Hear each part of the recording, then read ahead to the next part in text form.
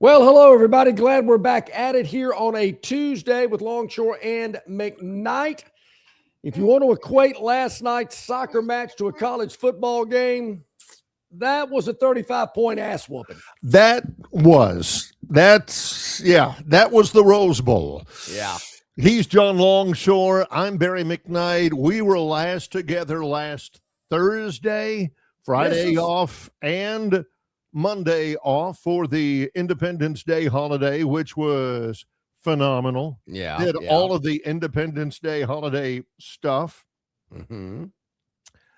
Watched a lot of American soccer, and by a lot, I mean one full game and a little bit of some of the other games. But, yep, John was right. The Americans yesterday had everything in their corner. They were ready. They had been playing well. They had a chance to go further than they've ever gone in the World Cup. They were playing in front of 70,000 absolutely crazy fans. At home, amongst the Americans. I mean, there was a Belgian or two. And, boy, they wet the bed? They did. Wet the bed. I've heard that before. I've heard something else in the bed. Yeah, I know what you mean. That would be applicable as well. And, of course, liberal media is blaming it all on Trump because he opened his mouth about some player that got a red card and the soccer organization flipped their ruling or something. I'm thinking, whoa, is this WWE? Wait a minute. What's going on here? 3 hours. I'm here to tell you. You're going to, I don't think that was really a red card. I'm a little suspicious, Barry. I got to tell you. I'm here to tell you whether or not Fo Balogun was able to play or not. They could have played yesterday with Pele, Cristiano Ronaldo, Messi, Erling Haaland, everybody on their team, and that might have made a difference. That one poor guy wasn't going to make a difference. Belgium. If you look, Belgium has the population right at about the same level, give or take 1,000 or two, with the state of Alabama.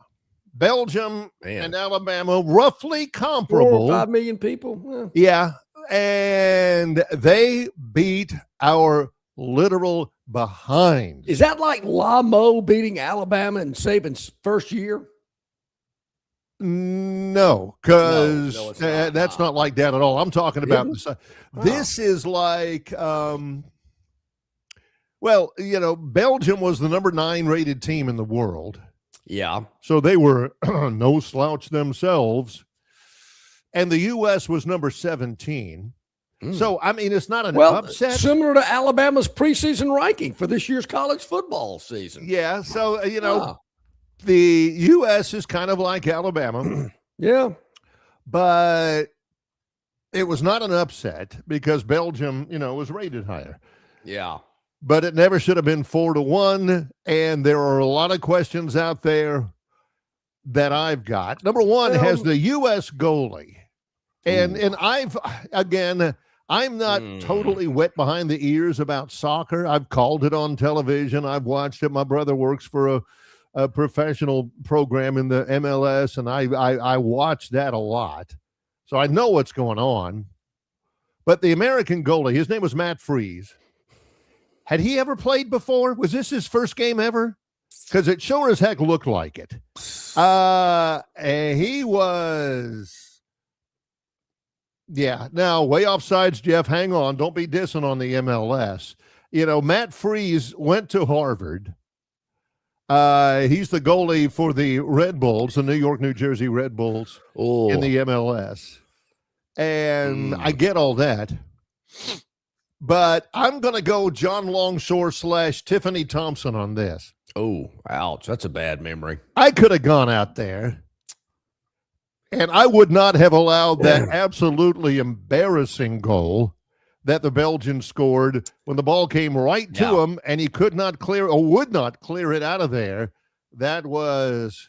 Barry, what little I know about soccer, and I'm going to get into that a little bit more here in a moment, but when we played as youngsters in PE, we used a volleyball because we didn't have any soccer balls over here.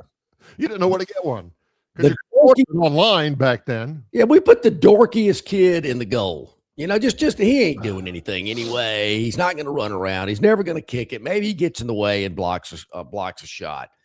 And the attempt by that USA goalie to kick the ball reminded me of the dork back in grammar school that had no athletic ability, and he's kind of whiffing and fudging and can't kick the ball. I'm thinking, man, get the thing out of there. What are you doing?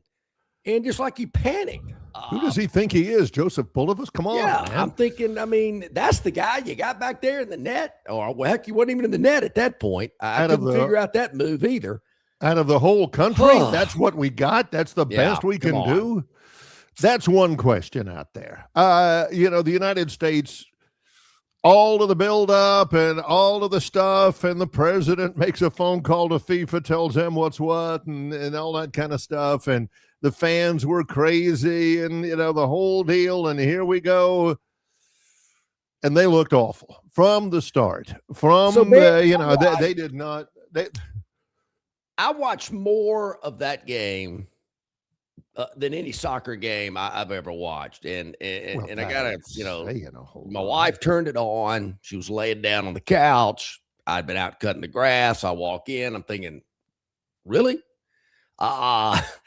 And it stayed on for basically, till it kind of got out of hand. But as I watched that game, and I'm coming clean here, I have not watched a lot of soccer in my day. I don't get it. I grew up watching football, and obviously I'm biased. American football. Yeah. I just don't get it. Feels too big, a lot of standing around. They move back and forth, and then they get into that little box, and then, last night was not normal.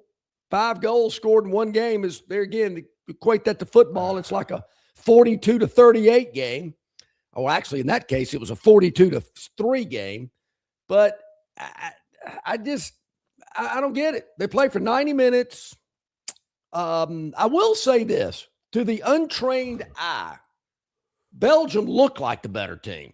There's no doubt. There's no question they deserve to win. Yes. What little I know about soccer, they seem to be moving better, moving the ball better, being in the better place, seem to be a little bit more confident. I was able to pick that up. No doubt. But the other, I'm thinking, these people are 70,000 people are beating drums and painting their faces and going crazy. And I'm thinking, well, I know I'm an old guy. I'm in my 60s. You are firmly in your, what do you mean getting in your 60s? You have got both feet planted in your 60s. I just don't get it.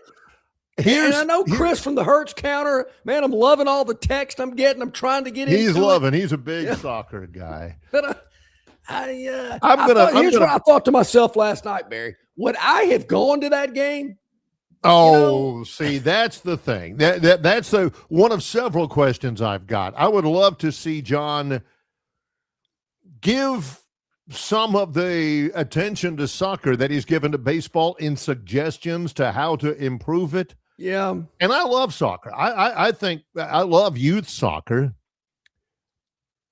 but, and I love college soccer. But the Americans say, we'll be able to really compete because, face it, the Americans, they got Christian Pulisic, who's a good Pulisic. He's a good player. He's no Landon Donovan, but he's a good American player. He's supposed to be the star. Didn't do squat and then hurt himself and had to come off. Everybody keeps saying, man, if we just had a few more guys like him, if we had just a better youth soccer culture in America, then we'd be able to compete with them. And then we don't do anything about it. We don't, the youth soccer is getting better. I would agree. But you still got mamas and daddies that are out there screwing it up and everything.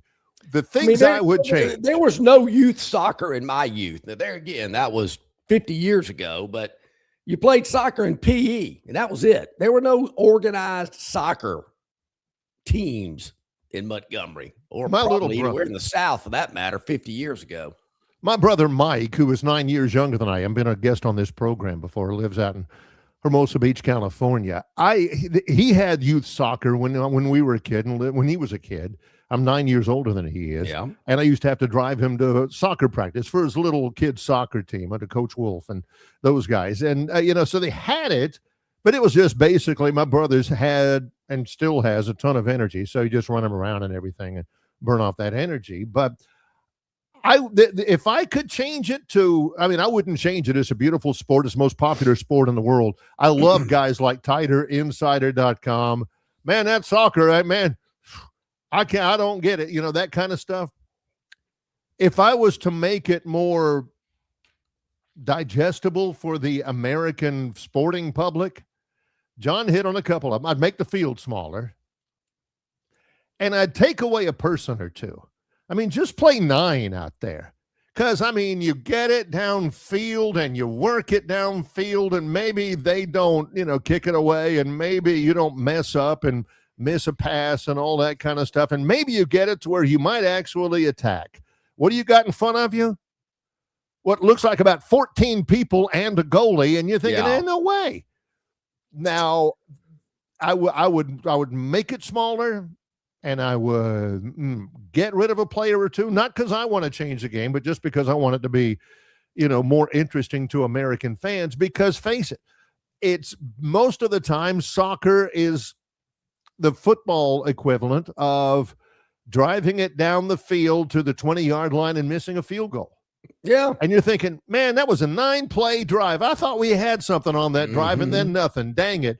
Soccer fans were like, oh, man, that was a great drive. Did you see that, Guido? We almost scored. Oh, that was great. We came that close to scoring. Yes. You didn't score, though. And obviously, it's hard to score because when they do, man, the celebrations. Man, the players, the whole deal. So ain't nobody do the Crimson Crane, but they do get going. They get going. So I don't know. Will I watch more? That's the big question. Not feeling it. Barry, there used to be something back in the day, probably, 10, 20 years ago. They played soccer on what was basically a hockey rink. They would put AstroTurf on a hockey rink, and they'd use the walls, and you'd kick it off the wall, and the ball was never out of play, and it was faster and it was smaller. You could pass the ball off the wall. You could shoot the ball off the wall if you wanted to. It's like putt golf soccer. It was great. I missed on that one. I thought this is going to take off. This I can get into. It's off the wall. It's constant. It's fast. You can check somebody. A little bit. And there again last night, some guys over there wailing on the field. I told my wife, I said, this guy will be back in the game in less than 3 minutes. You watch. Of course, always happens. And, the acting skills of these players. Woo. They don't even hate to see them stub their toe. So now, here's the big question as we get ready for break. The U.S. is out. The Mexicans are out. They got beat, and, man, they had everything. They got beat by England. Ooh. And I'm telling you, the Mexicans were heartbroken. Bet. The Canadians are out. All 3 of the host countries for the World Cup done. Will that the Americans ain't watching anymore. The old guard Americans. I hear you. There are, some people new to the country who there will be full stadiums. Today, Argentina plays Egypt in Atlanta. Oh. And Switzerland plays Colombia. Switzerland and Colombia in Vancouver. Both of those places, believe me now, will be packed. Oh, no doubt. Packed with fans. American viewers, done. Out. The guys last night, yesterday, when it became really apparent, when they scored that last goal, with like 2 minutes, they were in stoppage time. Yep. They scored that last goal to make it 4-1. That's when the announcer switched into, this was certainly, a step forward. The future of American soccer is bright. And and people don't forget, please don't stop watching soccer, because it's a beautiful game. And there was a tweet from our buddy Andy Staples, who covers college football. He says, buddy, you ain't the boss of me.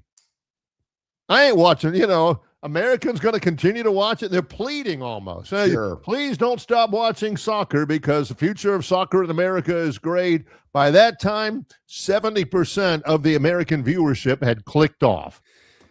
And I didn't recognize any of the talent that was doing the game. There was a female. I think she was British. I noticed the accent. Yeah, she's pretty good. She's the studio host. Okay. Jenny Taft, who I like, she was the sideline reporter. Her name She's rings done a bell. Stuff. But the play-by-play guy, that's another thing. Everybody's like, if it was any good, Brad Nessler would be doing it. If it was any good, we'd see Vern or Gary Danielson. I had never heard of these guys. Yeah, John Strong and Harry, somebody else. I can't remember. I don't know. They were good. I just didn't recognize their voices. Barry, can you confirm or deny if this actually did happen? Coach Ed says, good morning, Barry. I'm late to the show. I had 0.53 seconds into the show that John would take the USA soccer loss into how terrible the Braves and the Albs are. Oh, that's coming. That's coming. If you had just, the show, I mean, that's easy money. You would not get very good odds on that. In the first little bit, you believe me. I don't think I've said anything about either one of those teams, Coach. But not yet. The show's young. You don't think I it's do coming? See John from Wetumpka's already got the excuse towel out. Yeah. He's already sent us a chat about the Brave spiral. There we go. Okay, Well, here we go. So we are underway. We've spent an entire segment talking about soccer, and I watched it from beginning to end, and I liked it. I don't think that's ever happened. 15 minutes of soccer. Yeah, now on this program, and we're still going. Stay with us. More to come in just a moment. It is our Tuesday show. That means Brian Matthews, auburnsports.com. It means our buddy Travis Ryer on YouTube. It's Longshore and McKnight in association with Yellowhammer News, presented by Bud Light. Located just 8 miles north of Alabama's state capital, Capitol Hill features 3 18-hole championship courses. With more than 1,500 acres of golf and nature, the pure magnitude of this facility is amazing and allows each course to be drastically different from the others. Capitol Hill also features an innovative 360-degree driving range, 400 yards in diameter. Capitol Hill offers a fully stocked pro shop with the latest equipment and apparel. Great food and beverages in the clubhouse can be enjoyed both before and after your round. Get your group together and hit the trail. Go to rtjgolf.com/Capitol Hill for tee times and more information. It doesn't matter if you're running drills at the park, playing pickup on a Saturday, or sinking the final putt. When you compete with your friends with Michelob Ultra on the line, competition isn't that friendly. The trash talk, next level, and the stakes, oh, those are crystal clear. With only 95 calories and superior smooth taste, it's the ultimate trophy. Superior is worth playing for.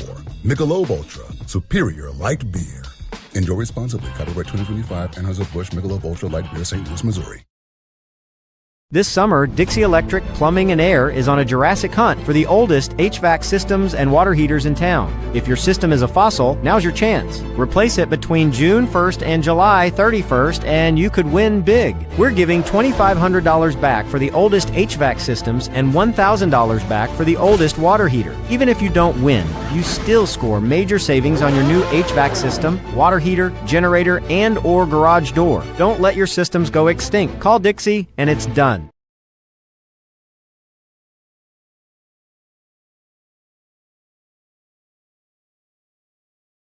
It is Longshore and McKnight. Before we go any further,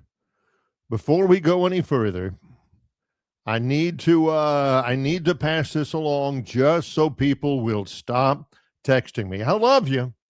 I do love you. I appreciate you and all that, but let me nip this in the bud. Yes, I know that AL.com has reported that the University of Alabama committed 6 level 2 violations in 4 different sports in its NCAA annual report. Football had a staff member that had contact with a prospective student athlete during an evaluation period. A women's soccer coach sent an email to a prospective athlete prior to the first allowable date, and both gymnastics and men's tennis holding end-of-the-year banquets during the week of final exams. The final two violations were a result of student workers participating in sports wagering activities via the website Calci. Those student workers were listed under Film and Crimson Tide Productions, and both students were fired.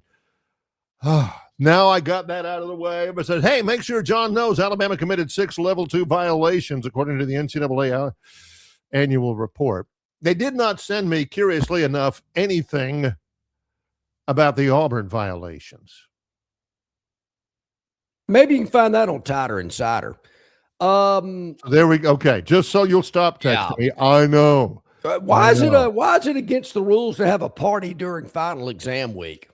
I mean, whose business is that? You're not supposed to have it on like school time, you know? Well, what if they did it on a Friday night of exam week? I mean, geez. Maybe that would be permissible. Yeah.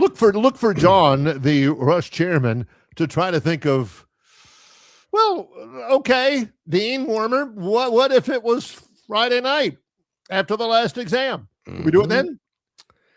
You know, back in the day, that used to be a big deal, a big topic. Somebody's in trouble. Now, it's like, I don't even care anymore. Nobody even notices. I mean, I saw that. I went, yeah, whatever. Same old. I did take a shot at Bama.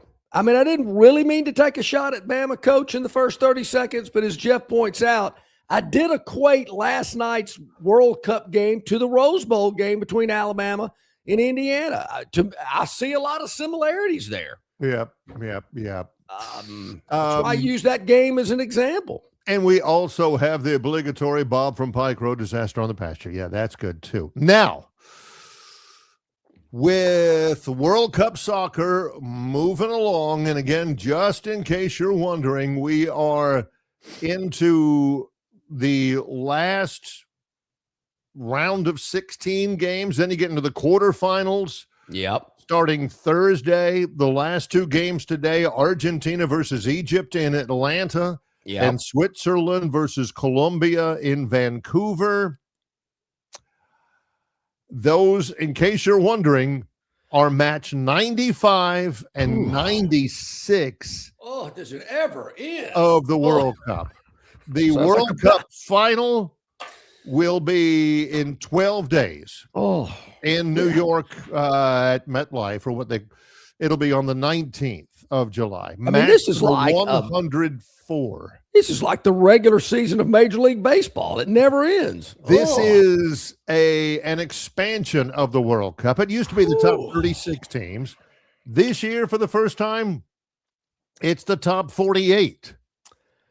Well, Barry, and you're going to get more games, and you're going to get people who are fatigued with the competition, like another sport that people have been clamoring for. I did hear as I was driving home yesterday, I heard some national commentators equating the World Cup to a proposed college football playoff expansion. And they were using some of the same reasons and analogies that I've used. It brings more people together. More people stay engaged. More conferences are a part of the playoff. More teams are a part of the playoff. And they were talking about some of these countries that are participating in the World Cup, little smaller countries like Belgium, who came over here and knocked off a big boy. Now, I don't think that's happening in college football, but I like the nice story part of it. In the world of college football, we, the United States, are the equivalent of Boise State. We are the equivalent of James Madison. Well, at least Boise State made like one of the big bowl games. I don't think the U.S. has gotten that far yet. Fair point. But they were talking about how it's brought more countries together. Now, you could have asked me right off the bat, hey, John, how many teams are in the World Cup? Don't know. This is what's interesting. I like to think I know a fair amount about world geography. I can point to I can look right now on a globe, and I can point right to Belgium. Yeah. I had no idea that there was an entity called is, Cape Verde. I had no idea. I do not know what that is. Senegal, I think I could get close. I have an idea. It's a long, skinny country, kind of like Massachusetts, and it's in Western Africa. But a lot of these, I don't know. You learn something about different cultures. I already knew that the Scotland people like to drink. I knew that the German fans love beer. The Swiss people never get in fights. It's, all that stuff I already knew. Yeah, but it is kind of cool, I think the United States has been a great host. I don't think the Mexicans have been great hosts. The Mexicans, I can see that. They were, they had almost a riot squad of the Mexico City police outside the English hotel before their match because the Mexican fans found out where they were, and they were setting off bottle rockets outside the stadium. I don't know that the Mexicans are great hosts, but I think it's been good for the United States. I agree. Sure. I think so too, Barry. And I think the world has seen how beautiful and wonderful our country is. Unfortunately, there's a lot of people out there that like to paint a different picture.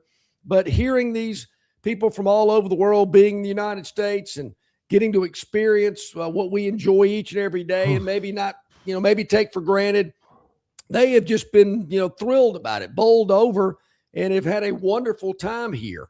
Other people will tell you it's crap. Other people will even vocally cheer against their home team, which I find hard to believe. And some people blame it on the current president for the team losing last night, which I find that doesn't shock me because, as Bob said earlier, he could come up with a cure for cancer and they'd still be mad. So I'm loving the fact that people have come over here from other parts of the world and have experienced a fabulous time. I hate it for our friends to the south, the Mexicans. I was in Mexico City last summer. It's an interesting place. I'll just say that. I wouldn't want to spend a week there, but 24 hours. I wasn't planning on spending 24 hours, but I missed a flight and had to spend the night at the Mexico City airport, which was a interesting experience upon itself, but better than I was anticipating. I will say that, but that's all I wanted of it. So there is that. Now we come back into the meat and potatoes of mid-July. Yeah. And that is, are the Braves going to hang on? Is this free fall going to continue? Barry, I was pretty proud of myself. I was with my brother-in-law, who's a big Braves fan. Both his boys are during the holidays. I didn't even bring it up. I just, I thought maybe a little occasional jab. I did bring up a Cam Newton reference. I did do that. I'm guilty. I did hit him with a Cam reference, but I did not say anything bad about the Braves. Were his sons even alive? Because that was 16 years ago. 16. They were not. They were not alive during the Cam Newton. I would say era, but is 4 months an era? How do you describe 4 months in a particular? Man, this guy had an incredible We ought to career. ask you. I mean, you ought not to be asking us. We ought to be asking you because John has made 4 months last 16 years. Been unbelievable. Anyway, the Braves. Yeah. You did say you brought it up to No, I didn't bring it up. Oh, Then it was a point of conversation. I was tempted to. Braves lose in extras. They scored 2 in the bottom of the 9th against the Mets. And they scored 2 in the bottom of the 9th against the Mets to tie. But they gave up 2 in the 10th, scored 1 on the bottom of the 10th. That was it. Braves lose in 10 innings. 7-6 yesterday, and the Mets are horrendous. They are horrendous. I do know that. Really bad. I don't want to use the term, what are the excuses? But I can't think of another way to put it. So what are the excuses? What are Braves fans saying? Is it the same old injuries, bullpen, Acuna's Not he's hurt again. Yeah. Yeah. Well, they just haven't been playing well. They haven't been pitching well. They're still 3 games up. Yeah. They're still 15 games over 500. They no longer have the best record in the National League. They don't even have the second best record in the National League. Can we get a little love for the Tampa Bay Rays? I mean, our minor league affiliate, Montgomery Biscuit, Southern League AA, is affiliated with the Tampa Bay Rays, who currently, it is true, on a 3-game losing streak, but still lead the American League East by 3 games. Well, that's because the Yankees are 2-8 somewhere. I mean, this is amazing. Yep. And if you look it up, the Tampa Bay Rays have the best record in the American League. And if you were to compare, not that we like to compare, but their 1-loss record is only a half game better than the Atlanta Braves. That's true. Right now. But that is better. A half game's better. Yes. Just like a half a point. Yep. Still counts. And look, it's okay. We are a Rays town. You can go ahead and say that. You know it. I know it. You would be wrong, but you can go ahead and say it. This Braves infatuation, forget it. Is something that lasts 16 years is definitely an infatuation, as John has proven over and over again. Something that has lasted 60 years is no longer an infatuation. It is a long-term love affair. 1966 to 2026. When we come back. From 1966 to about 1992, there was no love affair. Oh, disagree. Let's go to break. When we come back, Brian Matthews, AuburnSports.com. It's Longshore and McKnight in association with Yellowhammer News, presented by Bud Light. The Destin Connection Seafood Market at 3750 Norman Bridge Road in Montgomery has the freshest seafood direct from the Gulf of America.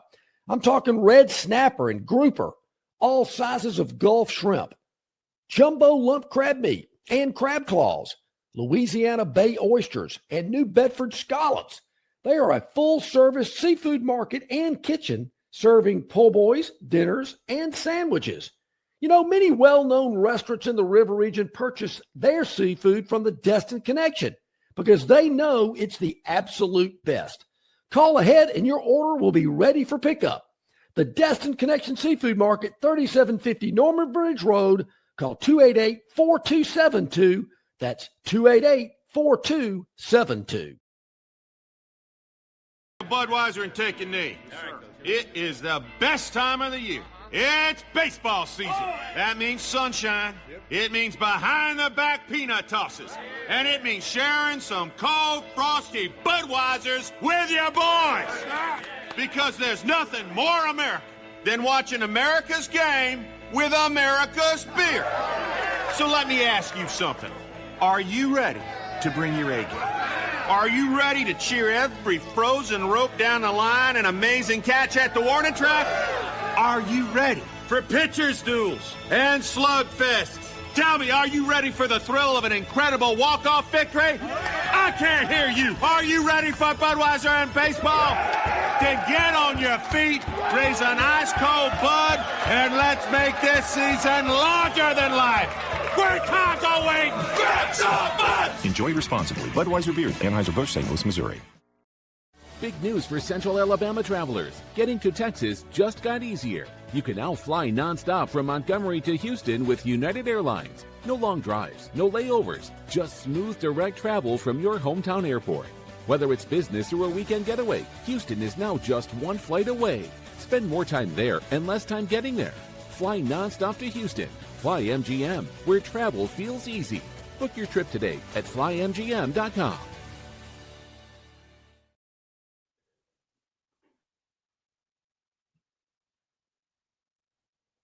Let me turn his microphone. Had the damn thing. Quit. Yep. I battled it myself. Yep. Oh, yeah. 25 minutes to the top of the hour, and as we do each and every Tuesday during this slot, our man Brian Matthews, AuburnSports.com, joins us. Brian, hope you had a great 4th of July weekend. How's it going?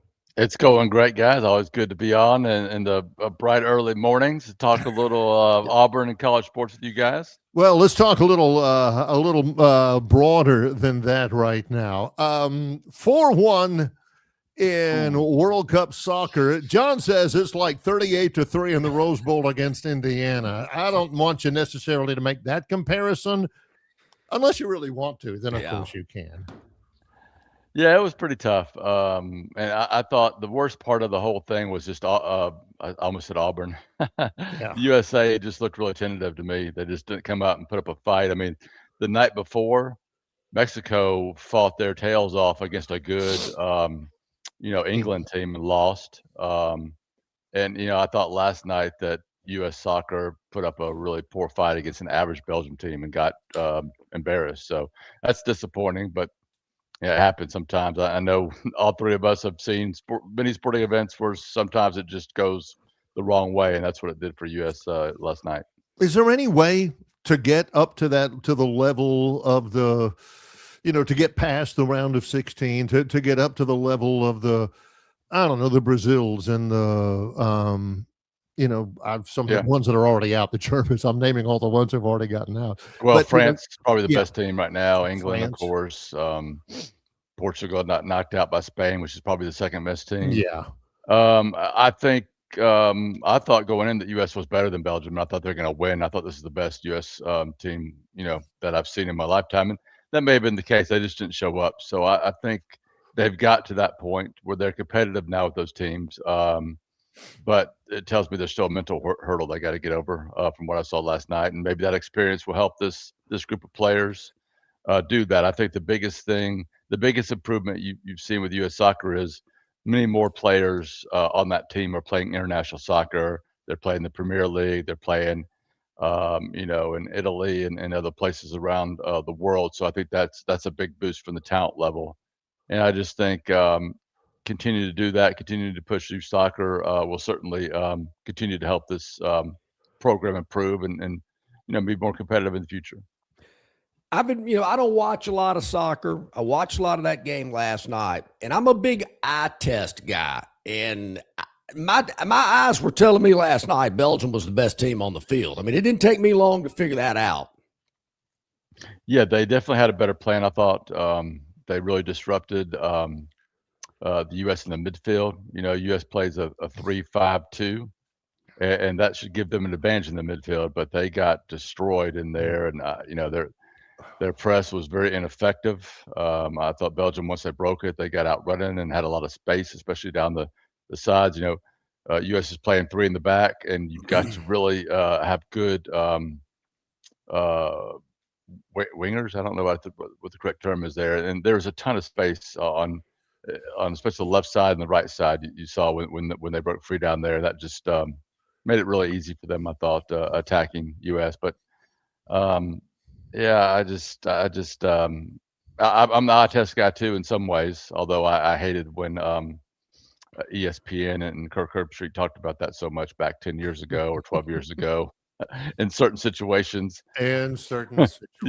I think I know the situation you're talking about. I do too. Yeah. But maybe it's been longer than that. But that was a poor showing for sure. Yes. Brian, at auburnsports.com and BMAT's Monday Musings, which I did not read yesterday. My apologies because it was Monday. We were off from the show and I slept in a little bit. There you go. The magic of Jordan-Hare Stadium. Talk a little bit about that, especially as it comes down. Or do you think that Auburn recruiting-wise is getting any sort of a bump by showing the mock-ups, by showing the blueprints of what Jordan-Hare Stadium is going to look like? Does that help, Brian? Probably not much in recruiting, to be honest with you. I think it's about relationships still, but number one, it's about money. Yeah. I doubt recruits give a, what about what the pretty pictures of Jordan Hare look like, just in my opinion. And I'm not laughing at that, but somebody on our chat line just posted something that I was thinking. Did you say magic or voodoo? Because opposing teams don't think of it as magic. They call it voodoo, yeah. Voodoo, yeah. But, you know, what I'm talking about is Jordan-Hare being one of the toughest places to play in the country, and a place where all three of us have seen many, many really good teams go get their butts beat in, right?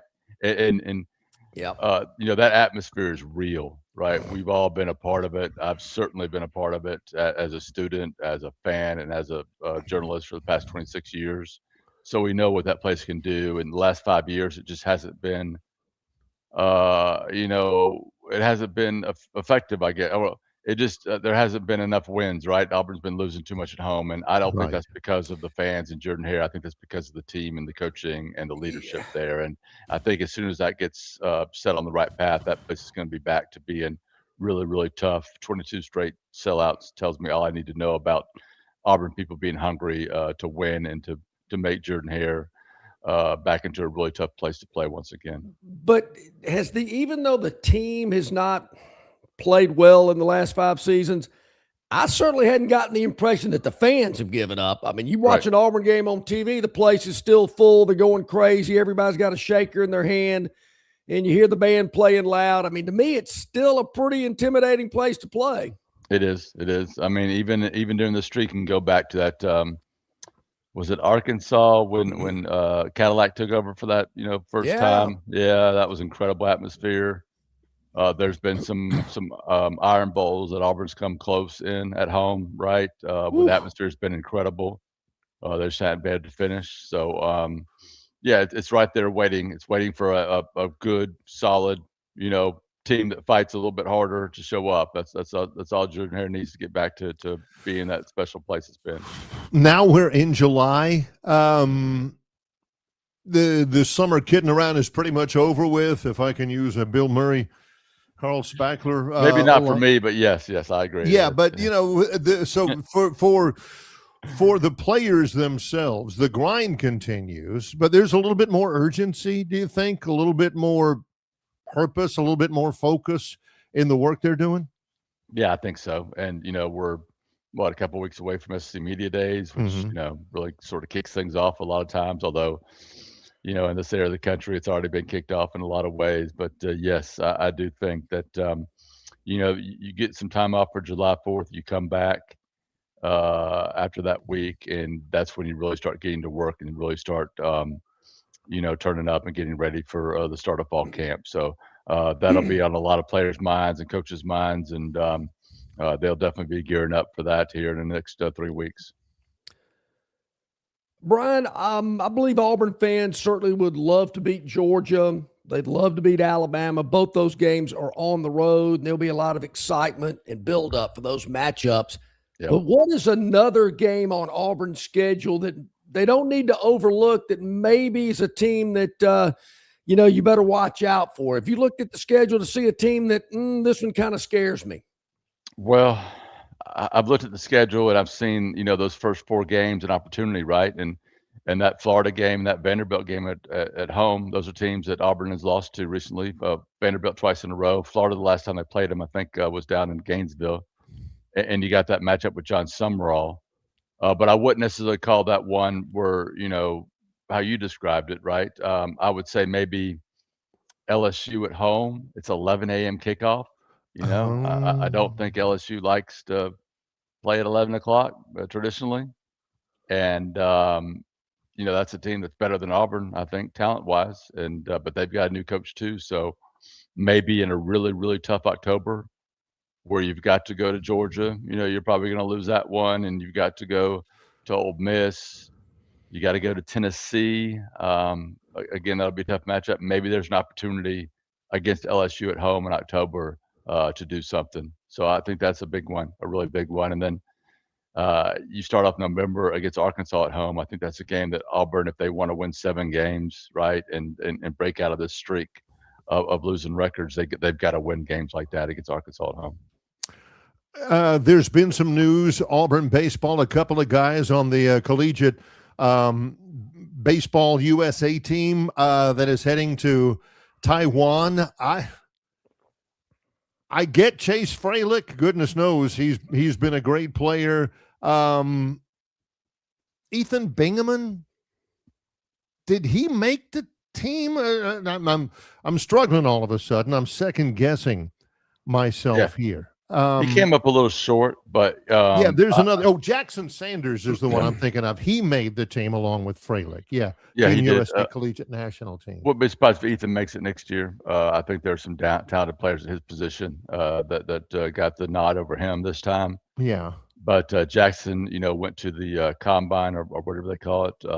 They played like 6 games, and I think he had 2 appearances, didn't give up a hit in 3 innings. So just pick it up really where he left off for Auburn last year. So him and Freilich will be a part of this team. I think next week they head out to Taiwan to play 3 or 4 games in this tournament. So I think it was a great experience and just always good to represent the USA on the collegiate national team.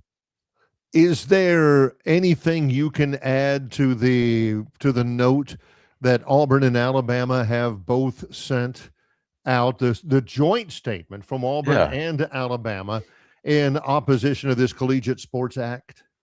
Well, I'm trying to remember the last time Auburn and Alabama had a dual. They'll do blood drives together, right? And stuff, and canned goods and everything, but maybe something for the Iron Bowl. I don't know when they agreed on the trophy or something. It's not something you see a lot of, right?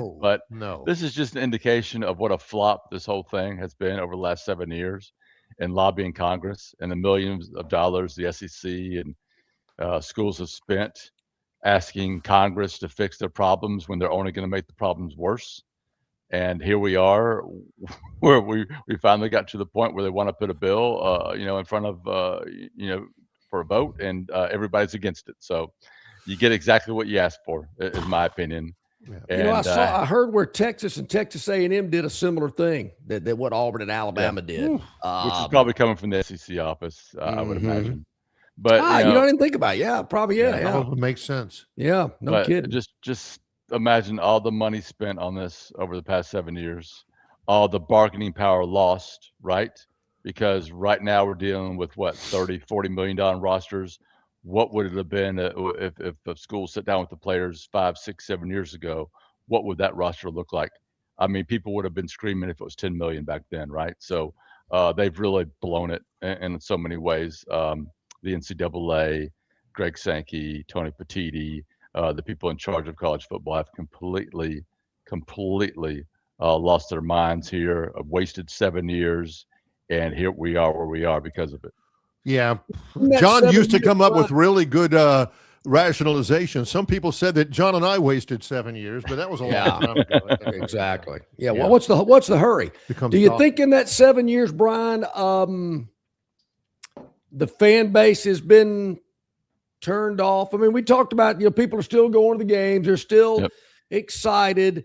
But I still sense, I call them customers. I know they're fans, but I mean, they're paying money for a ticket and the experience and all that type stuff. I just wonder through all this, is it kind of dimmed a little bit? I think it has. You may not see that at Alabama and Auburn, right? Because there is such a love for college football in this area of the country and for those 2 schools. But that doesn't mean it's not going to show up in other places. And I think everything that's happened in regards to the sport changing so much and then the cost of everything going up, I don't see how it can't have an effect eventually. But maybe I'm just being naive, and maybe I should, give credit to college football and how much people love it. Which is true down here, right? I just wonder how it's going to affect nationally the sport and viewership and attendance. And we'll see. We have seen attendance drop for the conference championship games, so we've seen a small effect there, maybe. But but those games are not important anymore because we have the college football playoffs. So that may just be a direct one of one there. So I don't know, but I just think it's hard for people not to be frustrated by everything, and when that happens, there usually is some cost there at the end of the road. Well, here we are, still a couple of weeks away from SEC Media Days. We're in early July, but already auburnsports.com, the offense and defense recruiting hot board. Brian Had a preview earlier this week of Auburn's game against Vanderbilt, personnel notes, of course, the Corner Collins Show, podcasts here and there, video stuff. You guys got a lot going on at auburnsports.com. How do people access it? Yep, got the Major League Baseball draft coming up this weekend, so a lot of coverage of that. Auburn signees involved with that. Get it all at auburnsports.com, and you can follow me for updates on Twitter /X at BMATAU. We'll continue our blowout coverage, and I'll be down in Tampa here in a couple of weeks for media days. Hey, look us up. We'll be there too. We'll buy you a hot dog. Awesome. Can't wait. Let's go do some fishing. Maybe catch a couple grouper. There we go. Hey, why that not? Sounds good. Appreciate you, Brian. All right, y'all take care. Take care. Brian Matthews, auburnsports.com, joins us here on the show every Tuesday at about this time. Now, Barry, I need to clear something up. I said, is there a game on this year's schedule that maybe they need to look at? Not last year's.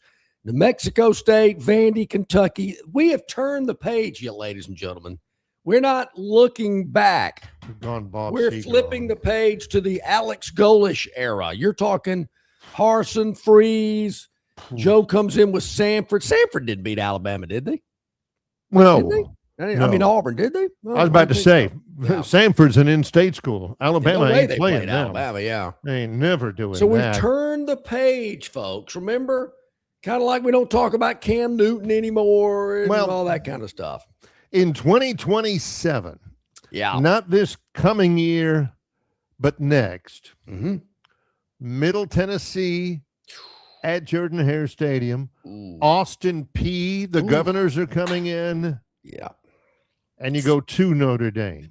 That's why they're playing Austin Peay in Middle Tennessee, because they've got Notre Dame in week 3. The best non-conference schedule that's currently being bandied about.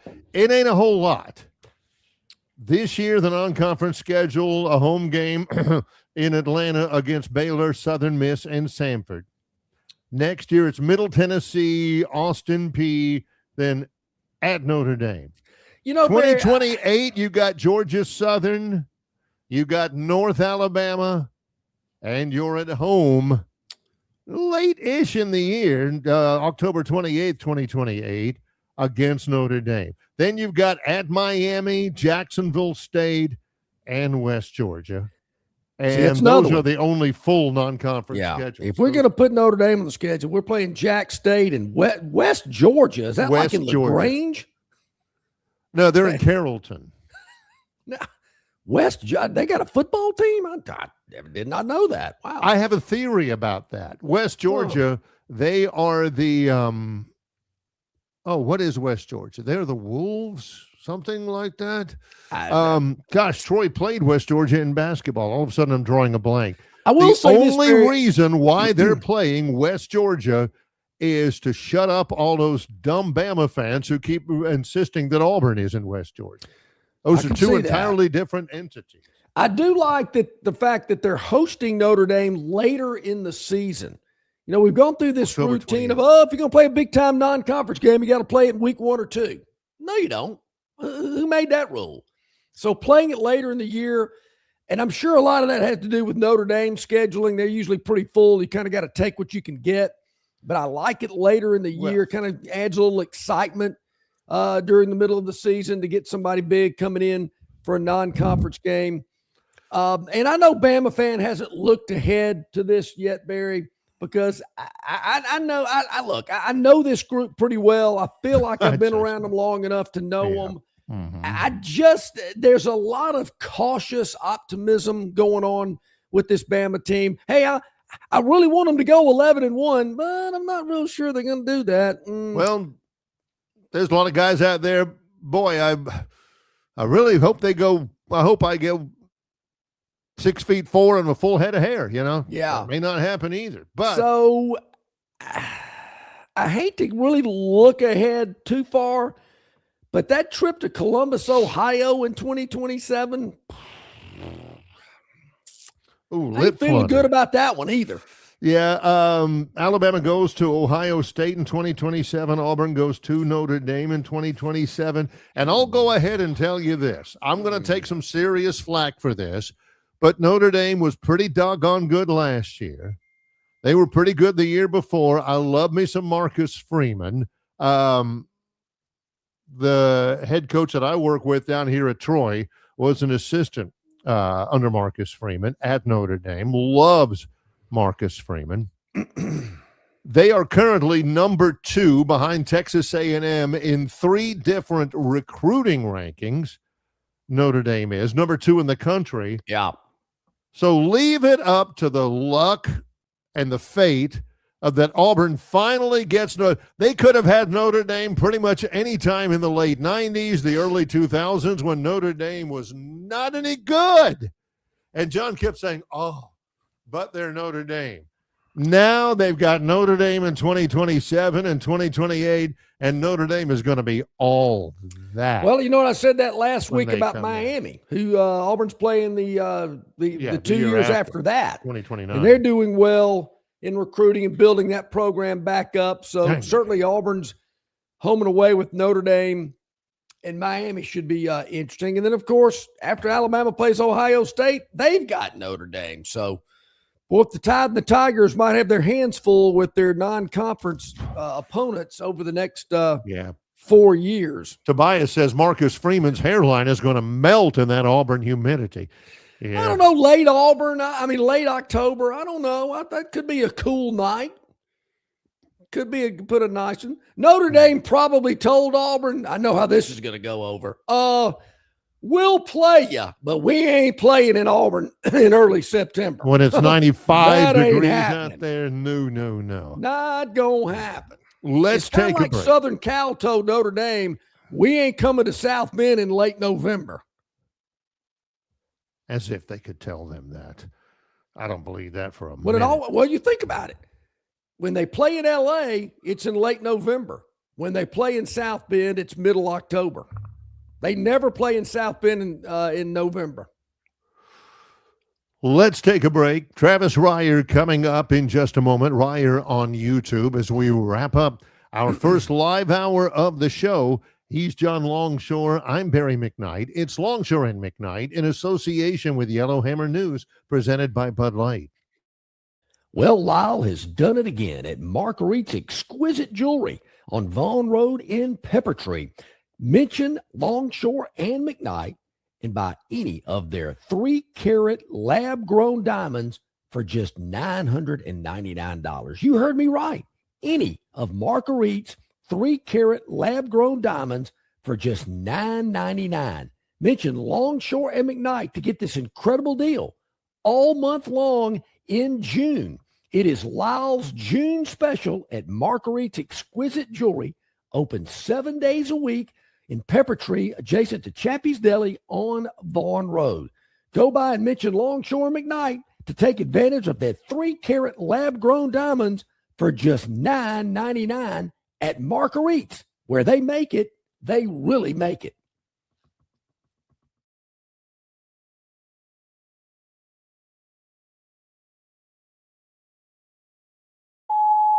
Hey, bro, weirdest thing is happening at the game. This guy sitting next to me says, "You're our good luck charm. Every time I crack a Bud Light, we score a touchdown." Now his entire family wants to buy me Bud Lights. I think I'm some kind of a football prophet. Talk soon. The team needs me. Anything for Bud Light, the official beer sponsor of the NFL. Stock up today. Enjoy responsibly. Copyright 2025 Anheuser-Busch Bud Light Beer, St. Louis, Missouri. This summer, Dixie Electric Plumbing and Air is on a Jurassic hunt for the oldest HVAC systems and water heaters in town. If your system is a fossil, now's your chance. Replace it between June 1st and July 31st, and you could win big. We're giving $2,500 back for the oldest HVAC systems and $1,000 back for the oldest water heater. Even if you don't win, you still score major savings on your new HVAC system, water heater, generator, and or garage door. Don't let your systems go extinct. Call Dixie, and it's done. Yes. Hey, glad you're with us here. A couple of minutes to the top of the hour. Our man Travis Reier on YouTube, Talking Tide, going to join us. He was telling us last time we had him on, Barry, that he had some big 4th of July plans. Pops was going to be involved. Looking forward to hearing how that went. Yep. Hope everybody had a really good Independence Day holiday and kind of reflects on just how good we've got it compared to everybody else. Especially so a lot of patriotism, a lot of pride, a lot of love for country over the Fourth, Barry. It was very, very enlightening. I was glad to see it. Saw it all over the place. And for all those people in the neighborhood next to ours who were either lighting firecrackers on July 3rd or lighting firecrackers at like 3 a.m. After the 4th of July, you know how I feel about you. Well, you know, Barry, I thought about it. You knew I would. When I crossed the Lillian Bridge from Florida into Alabama, and there is a fireworks stand at every corner. There are 4 corners. Boom. They're right there. And there was a big gorilla. There was that floppy guy that I talked about. Yeah. And I'm thinking, this is the welcome mat for the great state of Alabama. Fireworks stands. You cross the Chattahoochee River coming across 85. City. Yeah. Right there in Lynette. Boom. Fireworks stands right there at the exit. They got that one fireworks stand on 85 just around the Valley exit. Yeah. Valley Lynette. And it's just, right at the Lynette border. It's over there. It's just like a regular building, but they've got some kind of big built-up thing on the top of it to where it's like 50 feet high, and all it is, I mean, a good gust of wind blows that thing over, and just so you can know, hey, look at us. There was a place. Hey, welcome to Alabama. We're the fireworks state. There's a locally owned gas station about a half mile away from our house, and they have ended to it a fireworks store. Yeah. Man, that place was hopping. I mean, there was we were getting gas or getting snacks or something there, and there was a lady coming out of there with a big old crate of fireworks. She had a little boy behind her. He had a littler box of fireworks, and another little boy. Those little kids were carrying boxes of fireworks that were almost bigger than they were. So kids, putting their eyes out, blowing their fingers off, burning themselves, whatever it may be. But I can't gamble on a sporting event in this state. Can't do it. Those are 2 different things entirely. I cannot do it. We can sell fireworks. They don't sell them in these other states. You know why? Because they don't want people blowing their hands off. Yep. Mo Tide Pride says capitalism. John Longshore, Alabama is open for business. I like it. My liquor's double what it cost in any other state. I can buy fireworks here, though. Can't gamble on a football game legally. A couple of things randomly here. Bill from Baltimore talking about John saying Notre Dame is telling Auburn what they will and won't do. He says, I remember 2003 Auburn USC. They said USC couldn't handle September in Alabama. Then USC blanked Auburn 23-0. That was Matt Leinert's coming out party. That was one of the most remember famous that because Auburn was going to be strong, and who was, they lose Carson Palmer or whoever, this Leinert guy had in the first start. I think Auburn got shut out the next week. I think Georgia Tech beat him something like 3-0 or something. Auburn got shut out in the first 2 weeks. Okay, so there's a couple of things real quick. Okay. Quarterfinals, I mentioned Argentina and Egypt in Atlanta. That's at 11 o'clock this morning. Mercedes-Benz Stadium has better be closed. And Switzerland faces Colombia in Vancouver at 3. Both of those are on Fox. Argentina's pretty good. And tonight, 5:40 on TBS. You can actually watch this without a tremendous amount of work to find it. Yankees and the Rays. Yankees have lost 9 of their last 11, while Tampa now a 3-game lead atop the AL East. Rays fans in this town, both of you. You might want to watch that. Barry, the Rays have lost 3 in a row, if I'm not mistaken, so they're on a little losing streak of their own. Okay. Check it out. Also, Wimbledon, Tour de France, all that going on, too. Hey, our man Travis Ryer on YouTube Talking Tide, joining us as he does on Tuesdays during this slot. Travis, hope you had a wonderful 4th of July weekend. How's it going? It's going great. How are you guys? We're doing really well. Celebrated the birth of our nation and everything as you did. You kind of previewed, you're gonna get Pops out there and get him. I don't know about lighting fireworks or anything, but I hope it was. Yeah, we got Pops through it. He was pretty mild. in terms of the behavior. So I don't think that was. Okay. I don't think that was necessarily anticipated, but I think on multiple fronts it was well received. Now, got to ask you about this because you're so wide ranging. John has, and I want to see if this is legitimate. John has compared Belgium 4, USA 1 to, I think it's an invalid comparison, to Indiana, what was it, 38 and Alabama 3. Yeah. Valid or no? I think it's valid. I would almost say more Georgia hammering Alabama and Atlanta, because from the outset of that game, at least in the Indiana debacle, Alabama came out and showed a flash of fight, right? There was zero of that in Atlanta against Georgia. So just felt like a methodical take apart. Whereas Indiana, it ultimately ended up being that too. So I think either of those would apply pretty well. Yeah, I hated that came into my thought process last night as I watched that USA Belgium game, but unfortunately it did. Travis, I know you've been going over teams that are on Alabama's schedule, kind of looking at some other programs around the league. And obviously Alabama's got some really good matchups. That Georgia team you just spoke about, a visit from the Dogs on October the 10th. Obviously going to Baton Rouge in early November, Auburn at the end of the year. But is there another team on Alabama's schedule that maybe, I don't know, is getting overlooked, or the fans maybe aren't focusing on because they're focusing on Georgia and LSU and Auburn more? Is there a team you see on that Bama schedule that you're thinking, got to watch out for this one?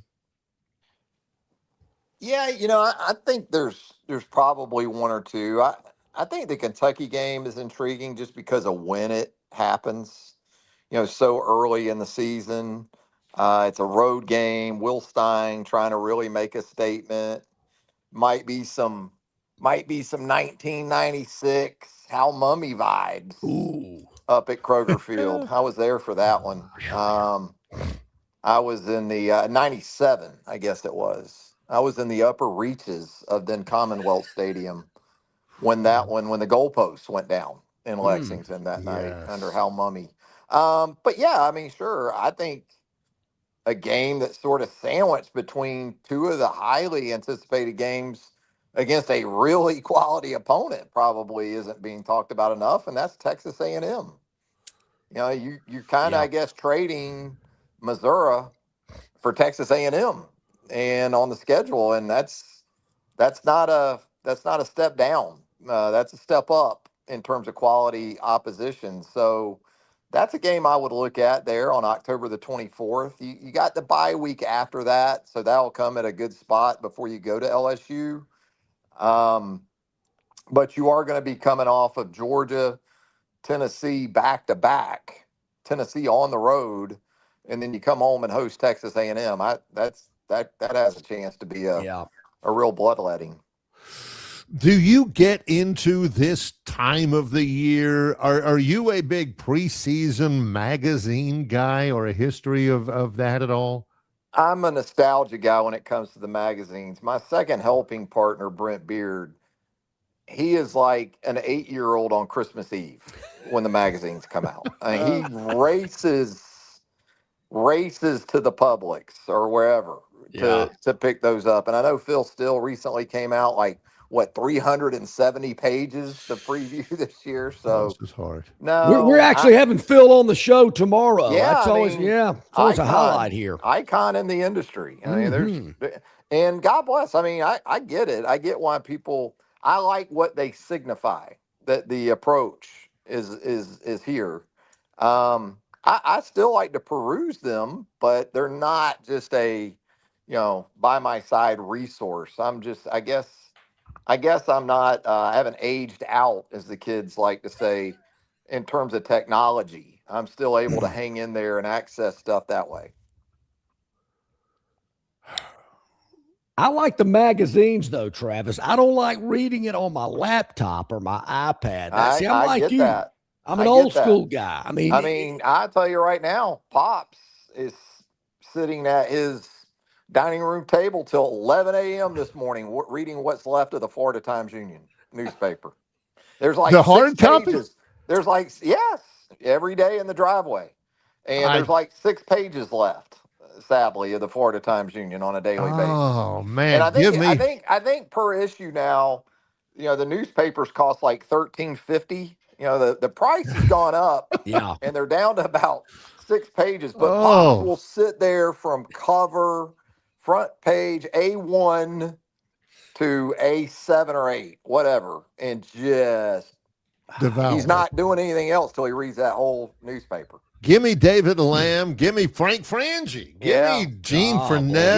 You want to know what's funny about Frank Frangie is I still have, my mom has, when I played high school football in 85, there's a game story in there used to be a 2 newspaper town in Jacksonville. They had, the Florida Times-Union was the AM, and the Jacksonville Journal was the PM.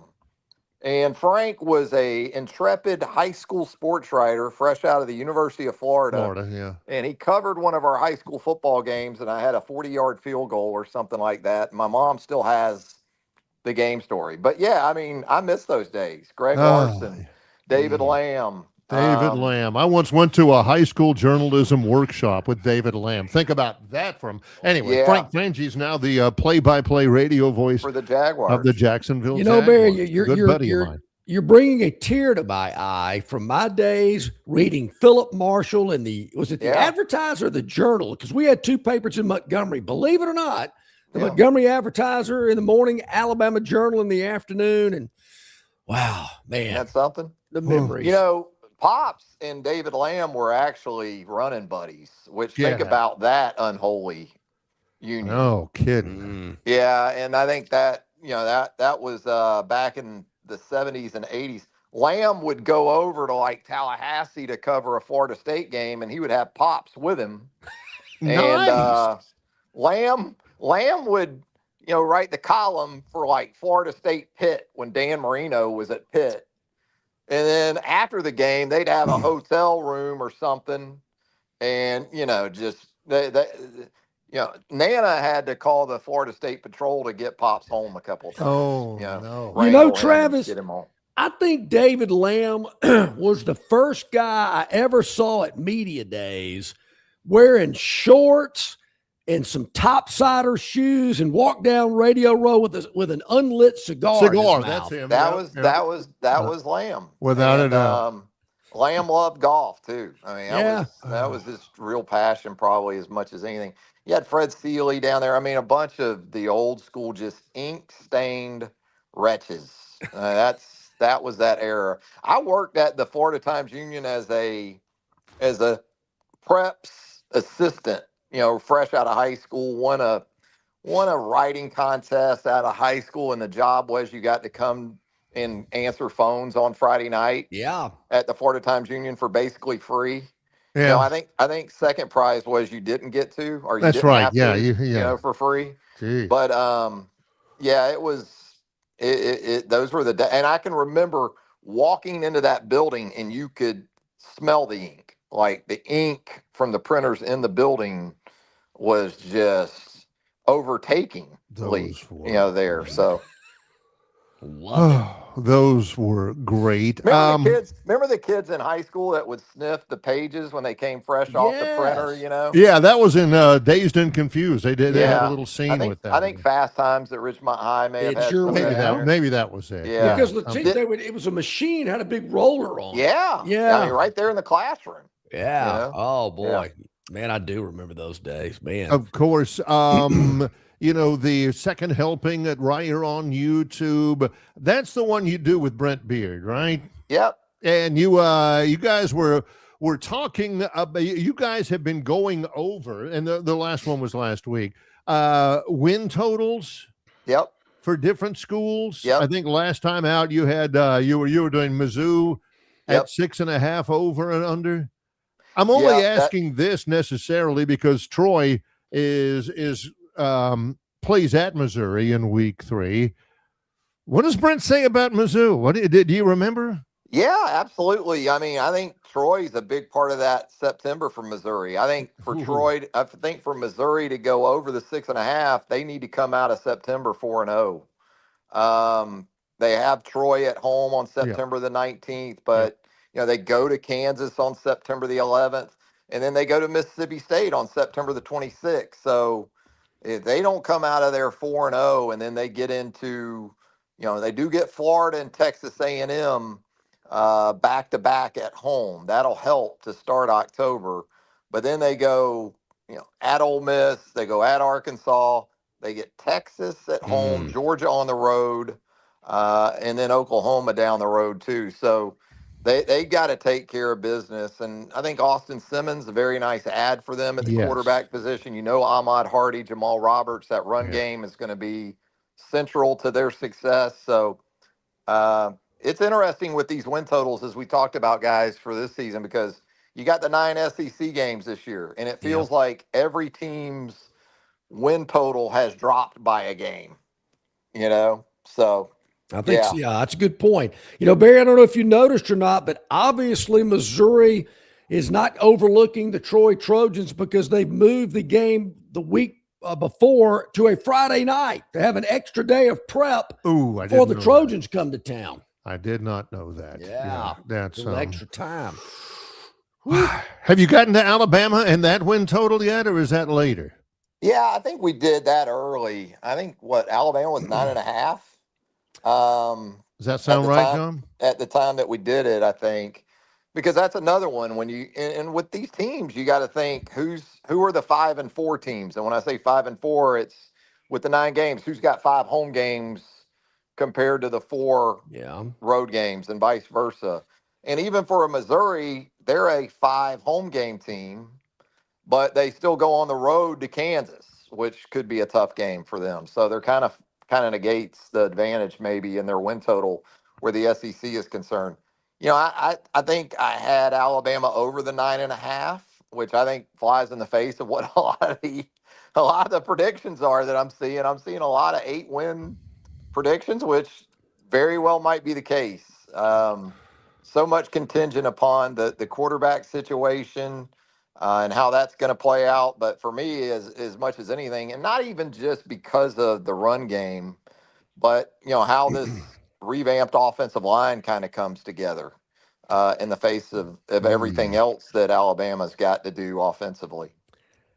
I've asked this question several times over the last couple of weeks, and maybe I've asked you as well. What's going to be different this fall from what we saw 6 months ago in Pasadena? That's a great question, and I don't know if I really have an answer for you at this time. I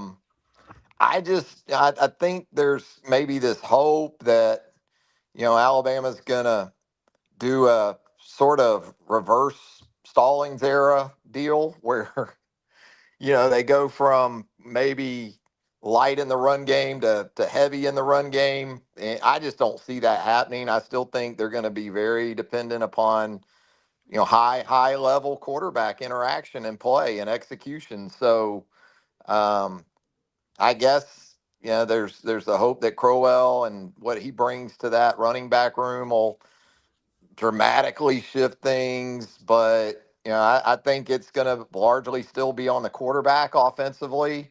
I think defensively, there's an expectation that maybe in the first 6 weeks of the season, while the offense is still kind of working through those things that they're dealing with, the defense is going to be good enough to carry them if they need to.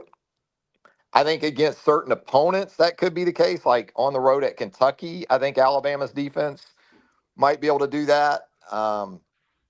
I just don't have as much trust in Alabama defensively as some people do. I'm just not there yet with Kane Lumick. Yeah. I really have tried too, but there are just stretches of play where it's like, that ain't it. And it still seems like 2 years into this, they're trying to figure out who they are.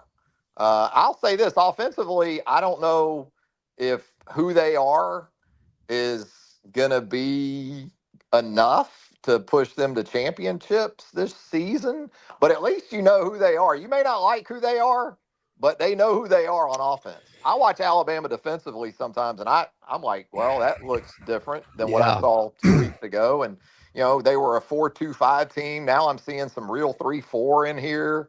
And I don't always get the sense that Kane Womack truly trusts himself. And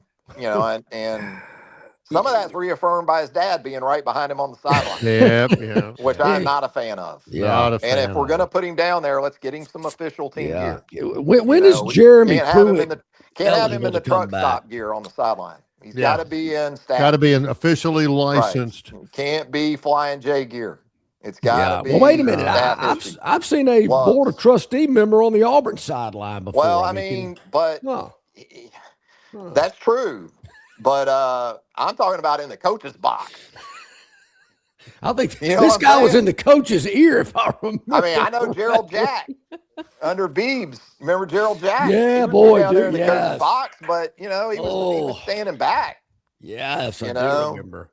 I'm giving him a hard time. I think defensively, though, they have a chance to consistently be good. Maybe my mind will change when preseason camp gets here. Maybe it'll change after media days in a couple of weeks.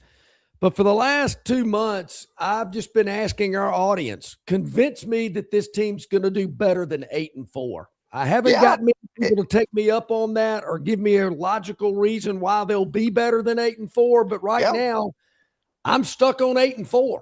Well, and that's reasonable. I don't think that's an unreasonable sort of prediction at all. I guess, kind of like what we talked about with Missouri. September is going to tell us a lot. October is going to tell us everything. Yep.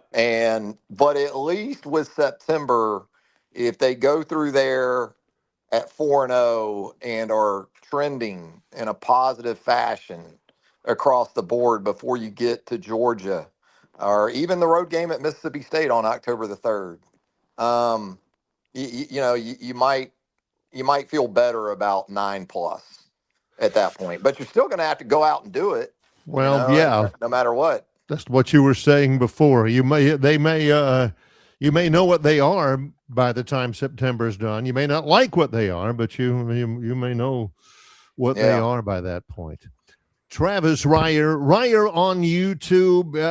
What have you got in the hopper coming up this week? Yeah, we'll have some. We'll be talking some golf on the channel, and we'll have some more second helping with the SEC talk. And we'll see how it goes from there. All right, that sounds good. Always Reier on YouTube. Go to YouTube and check that out, and of course on social media at Travis Reier. Always a pleasure, Travis. Thanks a bunch. Thanks, guys. Yep. Talk to you next week. Thank you, buddy. Travis Reier on YouTube. Great content there, as always.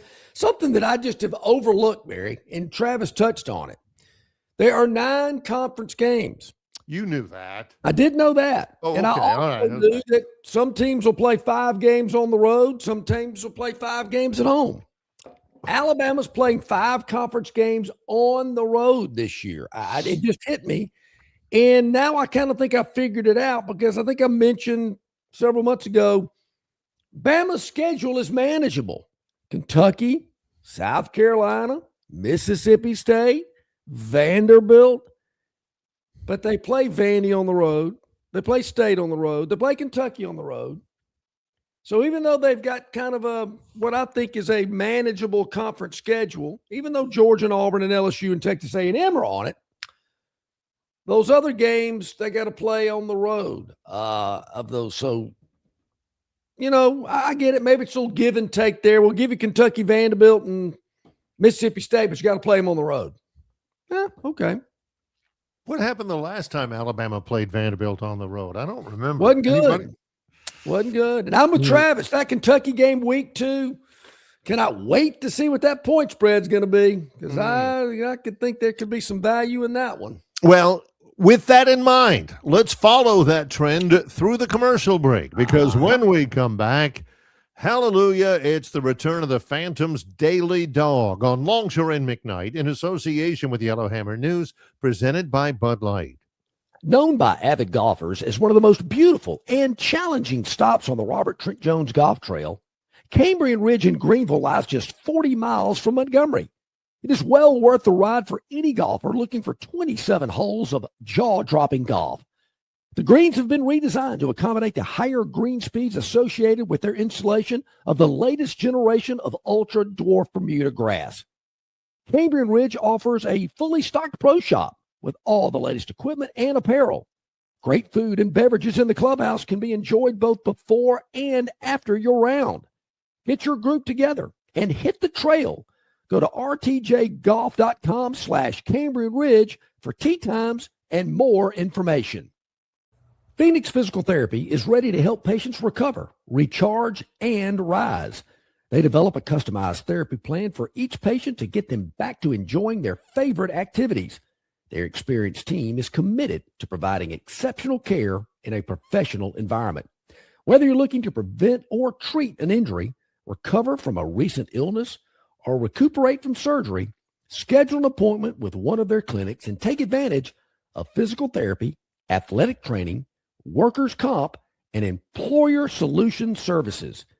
Get back in the game, get back to work, and get back to life with Phoenix Physical Therapy. To find a location near you and to schedule an appointment, go to phoenixphysicaltherapy.com. That's phoenixphysicaltherapy.com. Hey, you want your property looking its very best this spring and summer, and River Region Straw has premium long needle pine straw to make that property pop. You're not buying sticks, stems, or pine cones. You're buying premium long needle pine straw from River Region Straw. Kenny and his staff have access to the best pine straw in the region, full of color that will last all season long. And now River Region Straw has a fourth location in Chelsea on Highway 280 to go along with their locations here in Montgomery, Prattville, and Auburn. No order is too big or too small, from a few bales to an 18-wheeler trailer load. To get your River Region Straw, drop by any of their 4 locations or give Kenny a call or text today, 669-5959. That's 669-5959, and have the best-looking property this spring and summer with straw from River Region Straw. Okay, back at it here on Longshore and McKnight. Hey, hit that like button. Hit that subscribe button. We really appreciate it. Tell your friends and family and business associates as well. You can check us out really anywhere you check out podcasts, where you stream. You can watch and or listen. Facebook, YouTube, Instagram, X, Spotify, iTunes, Yellowhammer News, yellowhammernews.com, the Yellowhammer News Facebook page. You can check us all out there. Really appreciate our association with those good folks at Yellowhammer News. So we appreciate you hitting that like and subscribe button. Certainly means a lot. Now, my buddy Brett from Beauregard, one of my favorite spots. My son Jack graduated from Beauregard High School. Oh, wow. Brett from Beauregard says on our chat line, Barry, a Bammer friend of mine texted me a message that said, quote, single game tickets are available to the Texas A&M and FSU games. Why are tickets not sold out? Is this the DeBoer factor? Well, I was going to get to the Phantom's Daily Dog. Yeah, we'll do that. But this is on my list. So, Brett, okay. All right. Don't just be patient. All right, there we go. They're not, for what it's worth, they're not the only school selling single game tickets. Yeah. Anyway, but I will address that. I'm glad you brought it up. Real quick, Tobias says, hey, Phantom, bet on East Carolina plus 27 in week 1. That line screams backdoor cover, or it will take a quarter or two for the new offense to get going, end quote. That's I see you're working, Tobias. Yeah. But what I would prefer is for Bama to go ahead and look great. Oh, they're wonderful. They're awesome. And I don't know what East Carolina's bringing, because as I've been saying all summer, I'm focused on week 2. And everybody's all high and mighty and thinks Bama's great. They go up there to Lexington, probably laying, 17 and a half, and they come out and win it by 14. That's what I'm kind of looking at. So I don't want to get too greedy with East Carolina. Be very impressive against East Carolina. Keelan Russell will look like Deuce Knight did against Mercer. And, of course, now he's transferred out. And they're Deuce Knight in the future. People are going to say, Keelan, did you see how he looked against the Pirates? And then that inflates the line in Lexington. I see, John. I mean, I've seen it so many times. Come out of week one. Go ahead and get those Natty tickets. Go ahead and make those reservations. Woo, we are there. Next week, they don't cover. They eke one out by less than a touchdown, and people are screaming again. That is coming up in September. Yeah. We're talking about July. Yeah. Well, some of you might have forgotten, since we were last with you on Thursday before the 4th of July. I think that was July the 2nd. And the Phantom was on the needed a win. Let's put it that way. To have a non-losing week. Yeah. Going into Thursday, the Phantom was 1-2 for the week. Did not have to play on Friday because we weren't here. And on Thursday, we had Pittsburgh at Philadelphia under 10.5 runs.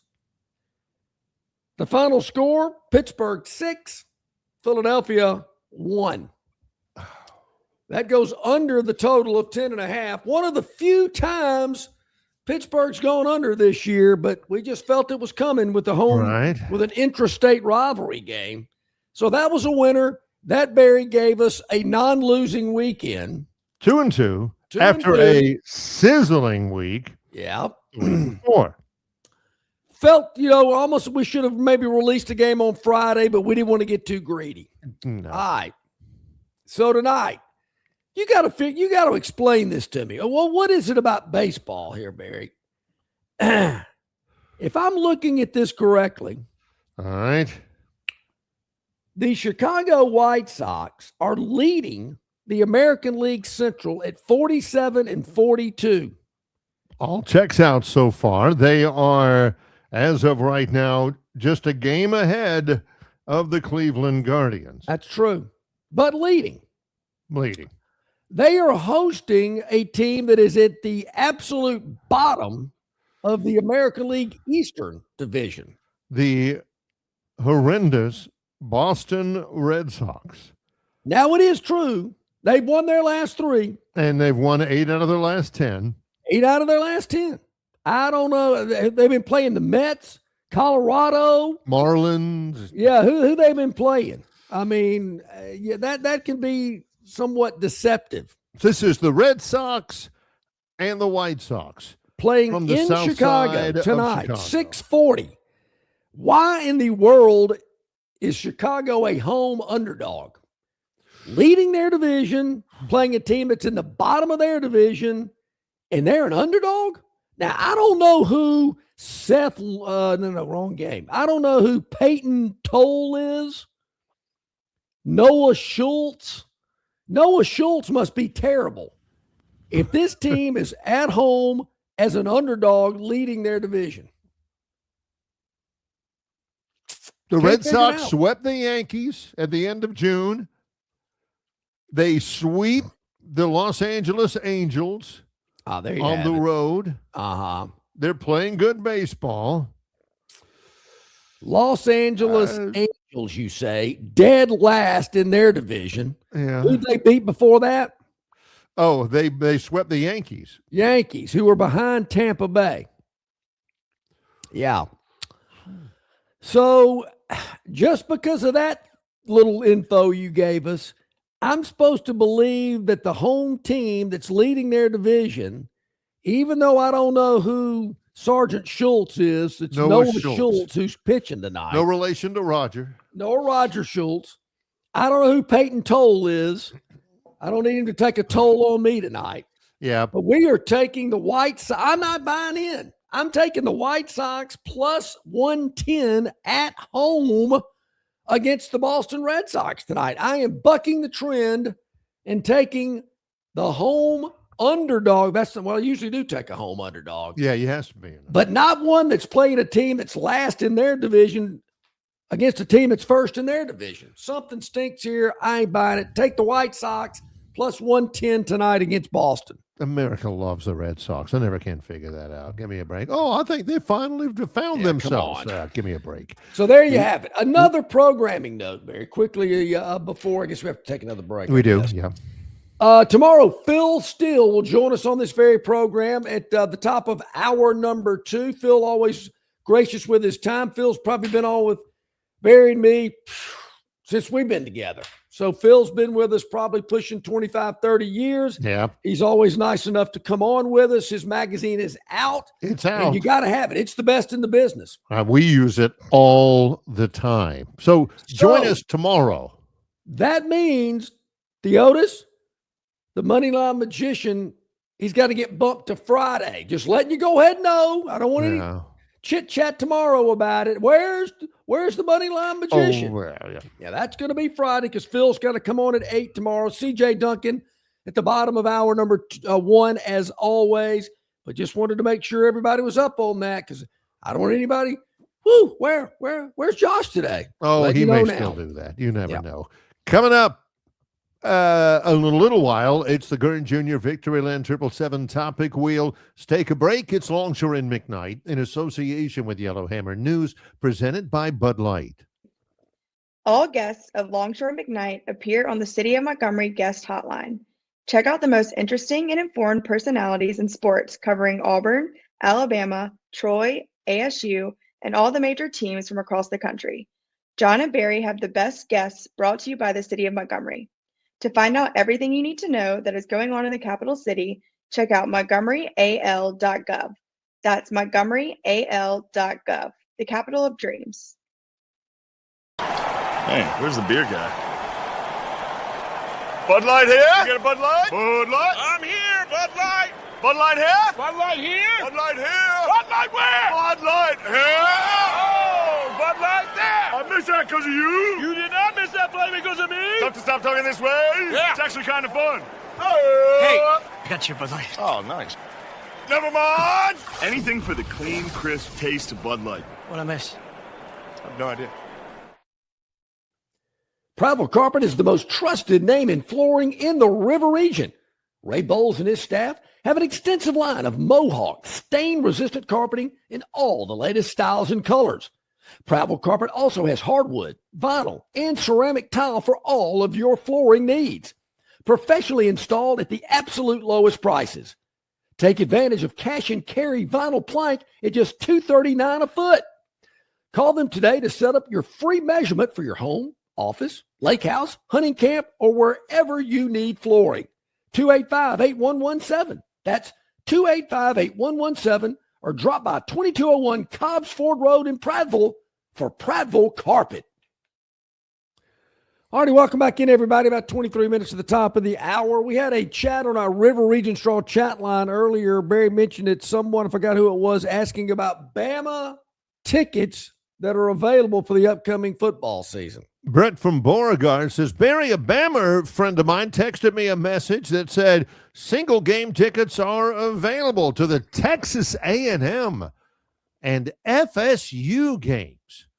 Why are tickets not sold out? Is this the DeBoer factor? Are people voicing their dissatisfaction with Kalen DeBoer at the ticket office, I guess? Brett from Beauregard. Could be, but this happened during the Saban era. These are single tickets that are available. Usually people that purchase season tickets buy them in multiples of 2, 4, 6, 8, 10, 12, 14, whatever. You don't see many single game ticket purchases. So they have single game tickets available. Just about every school does. But I get it. It's a good way to take a shot at Bama if you want to. But here's what I find interesting. All right. Because I got this release. This actually was from the athletic football media relations staff. They go on sale today. at 9 o'clock. So you got 21 minutes to buy these tickets because they go on sale here this morning. You're in one of the end zone upper decks. No shade from the sun. Don't know what the concessions are like up there in the end zone upper decks. I hear they're adequate. Whatever. That's a long way. You got to get your most fit guys out there. Did they still come out in the stands and say, "Get your ice cold Coke here"? That's right. That's right. All right. So if you want to go to the East Carolina or UT Chattanooga game, you can get a single game ticket. Big if. For $30. What's that tell you about the level of opposition? That right there, the ticket price ought to tell you. Why are they playing this team? They can't give these tickets away. Florida State is $125 per single game ticket for the luxury of sitting in the sun in the upper deck. At 2:30 in the afternoon. Yeah. That East Carolina game is at 11 o'clock in the morning. Texas A&M single game tickets are available for $200 a piece. There That's again, homecoming in the upper deck. Now, what I find interesting, Barry, I'm assuming the face value of that A&M ticket is $200. That's my what assumption. Everybody else paid for it. That's my assumption. What is the price of the Georgia and Auburn games? Because somebody once said, I'll buy every ticket I can get to the Iron Bowl and flip them for $100 a ticket. And somebody told me I was delusional. That was 28 years ago. And now $100 tickets. 28 years ago. $100 tickets are like average. It's like, I told you, Of course, back then you could buy a loaf of bread for 99 cents and a gallon of gas for $1.25 or something. I don't know. I told you. But $125 for Florida State, $200 for A&M. So anybody out there, and I know there are a lot of you, that are season ticket holders for Alabama football, can you tell me what the face value of the Alabama, Georgia, and Alabama, Auburn ticket is? Because if A&M's $200, I got to think those two are a little bit more than that. All right, let's just say this is off a secondary market. This is StubHub. You can get, this can't be right. You can get 2 StubHub tickets in the Upper Deck Center for $548. That's it's $250 a piece. A little bit more than $250 Plus, a piece. the fees that they add on to it. Yeah, I guess there is all that kind of stuff. That. I was thinking the Auburn and Georgia games were $250 a piece. I just because I don't know. It's a little bit more than $250. Yeah, that's about right. I mean, that averages out right. That's the Georgia game. The Auburn game, and none of these games have a time ascribed to them, like the East Carolina and the State games. They're in that afternoon window. I don't think they'll be at 11 o'clock in the morning. For the Iron Bowl this year, 2 tickets to the Iron Bowl, Upper Deck, $559. Upper Deck for that one. Section 124. Ooh, I think you can see the Vulcan statue from there, Barry. Yeah, you look to the east. I think you can. Alberta City. Yeah, Section 103 is $596.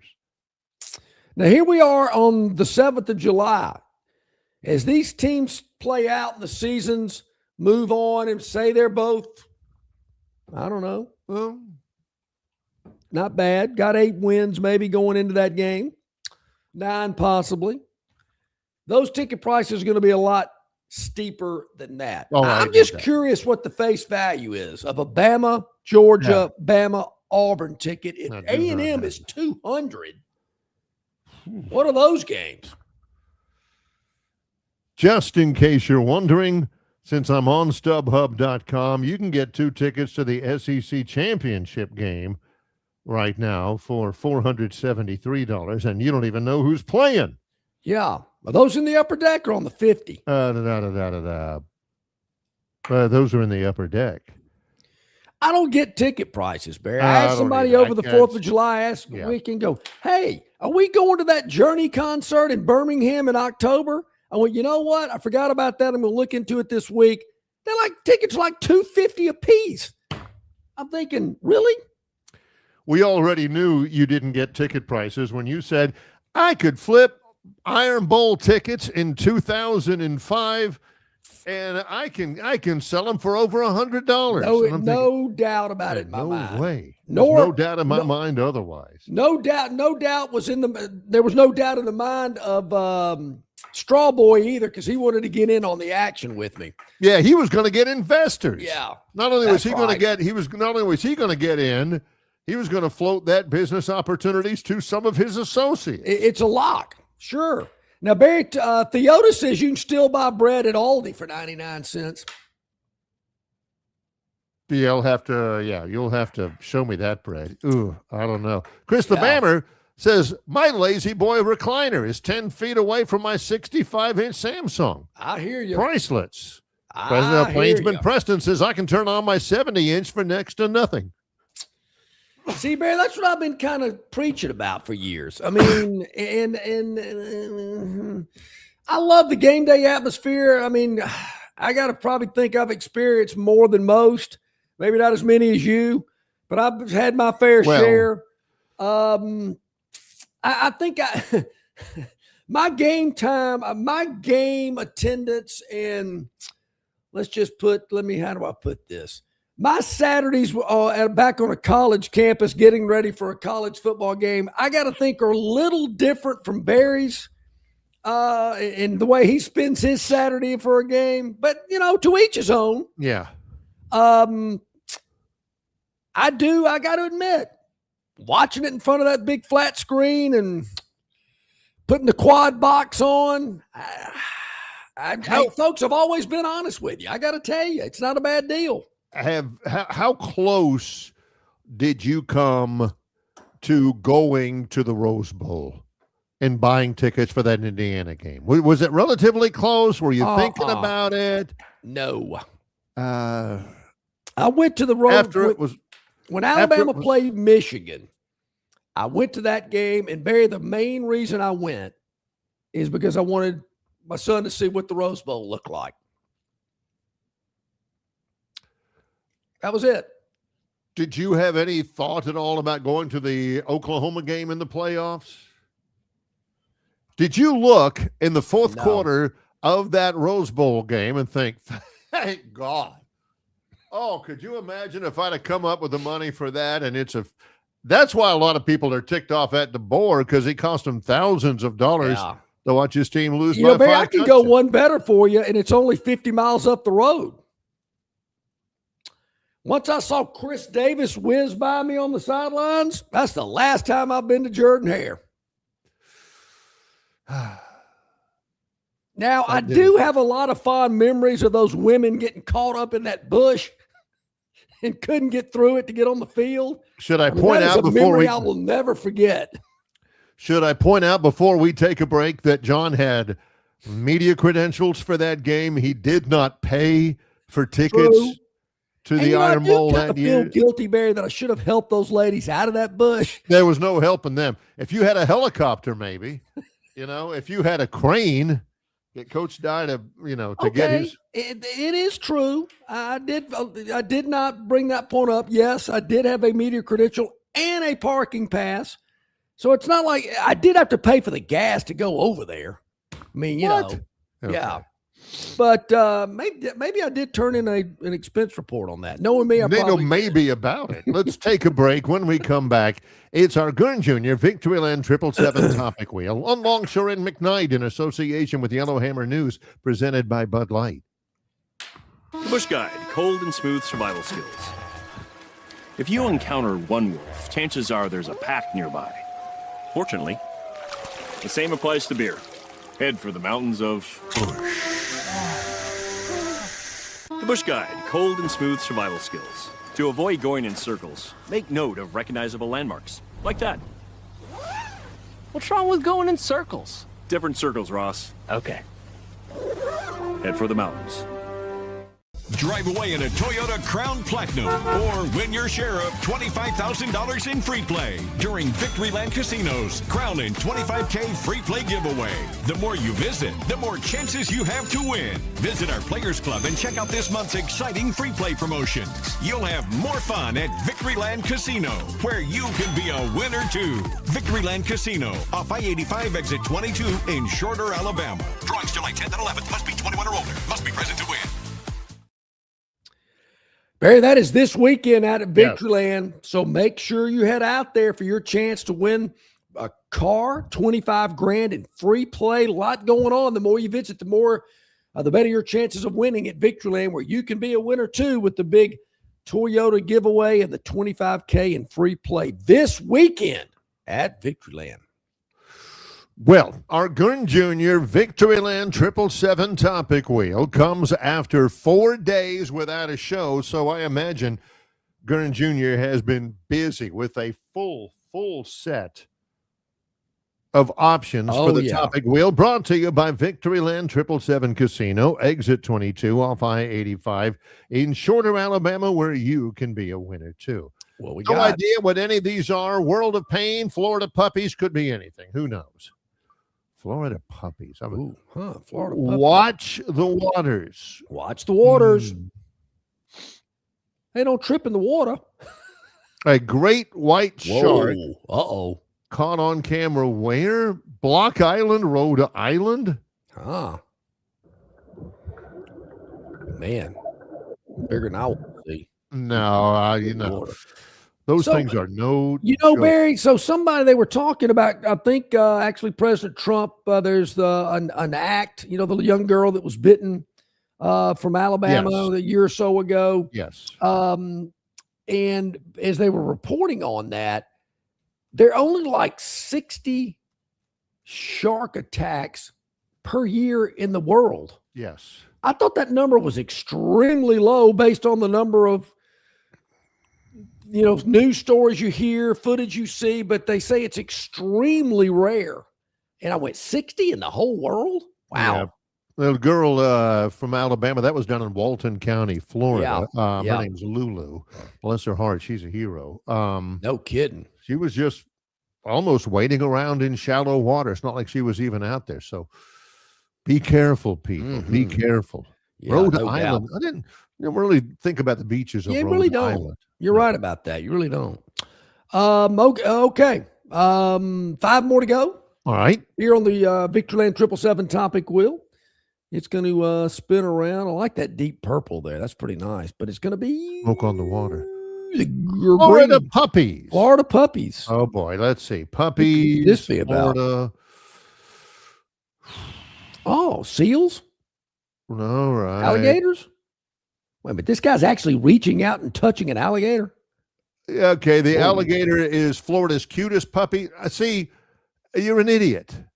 You're an idiot. Oh, he's friendly. He will bite your arm off. That is no puppy right there. That's a big old gator there. That is a huge gator. That's a sawfish. I've seen those before. No.